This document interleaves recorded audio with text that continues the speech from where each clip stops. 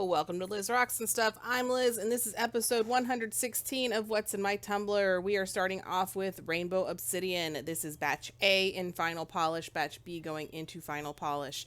I have several apologies to make. So the first is going to be that I completely did not film starting the new barrels. I had it all set up, but apparently I got my starts and stops off and did not record me starting off adding the new barrels. So I will tell you what I put in them as we go. First off, we're going to do a rinse on these, put all of these back into the barrel, and then I'm going to put in a tablespoon of borax to do a burnishing cycle on these. And then once they are burnished, we are going to put batch B into final polish, and then I'll show you the final results of this. The second apology I have to make is that the new barrels were supposed to be really cool, fun stuff I've never done before. I ordered 14 pounds of rocks from the rock shed, and the post office has lost it. It has been in limbo for a week now. So I am dealing with the post office, trying to figure out where that box is. I don't know how you lose 14 pounds of rocks, but they did it. So I had to sort of throw together a couple of barrels. All right, so this is batch B going into final polish. I pulled out batch A, and then I did sort them outside, but then I did some final shots and things inside. It was difficult for me to get a good picture to show how much color these things have, but I could not be happier with how they turned out. So these are the rocks from Rock and Tumble, and I'm so happy with how they turned out. So we are going to bring these. This is outside, a shot of me outside sorting them out and drying them off, and then the close-up shots are outside, and then the moving final flyover shot and the final still pictures were all done inside. I was playing around with lights trying to find a good way to take a picture, but you can see how shiny they got. You just can't, the colors were really difficult to get on camera.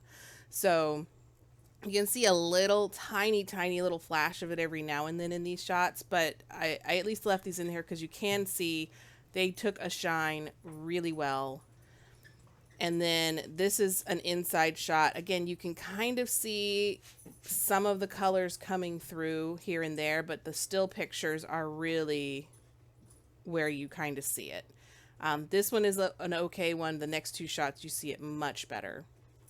So the colors, the greens and the purples in these, it's just gorgeous. I love how these rocks turned out so much. All right, now we're going into Candy Coated Chaos. So this is the orange, pink, and yellow opal, and then I threw in some leftover glass that I tumbled previously. So we're going to get these rinsed off. Once they're rinsed off, I'm going to do the sorting, see what's ready for stage 2. The glass is kind of mostly there anyway, and a lot of this opal is getting there, or it's not going to get there at all. Like, some of them I don't think are ever going to be really ready, and I'll probably just end up using them as filler because there's so many pits in them that they're going to tumble to nothing before they're actually ready to move on to stage 2. But I did see where I think one of these rocks kind of broke. Like, I think those might be the two pieces of a rock that broke. I don't know what I'm going to end up doing with these, but what I do for now is once I get all of the stage 2 ready rocks sorted, I'm going to start a stage 2 barrel. And I did throw in the glass, or some of the glass, just to sort of get it done. It's just been sitting around not done for a while. So that's what I ended up doing is these are the stage 2 rocks that I've sorted out previously. I'm going to grab a couple of the glass and then fill this up most of the way. I don't know how this opal is going to turn out. It's not terribly soft. It's like a 5, I think. But it's acting like it's super soft. So we'll see. But a tablespoon of ivory soap. We're going to put this into a soap cycle because these haven't ever been through a soap cycle. And then we are going to rinse those off. And as a reminder, next week's video is not going to be my usual What's in My Tumbler video because I'm taking a week off from tumbling. But then after next week, we'll start back right where we left off. So you're not going to miss anything. It's just going to be a week delayed. All right, so rinse those off, put them all back in the barrel. There's no need to inspect these. They've been inspected before. And then we are going to do a tablespoon of borax, 3 tablespoons of stage 2 grit. And then remembering that I didn't put water in it, I'm going to then put the water in. And these are ready to go off for another week.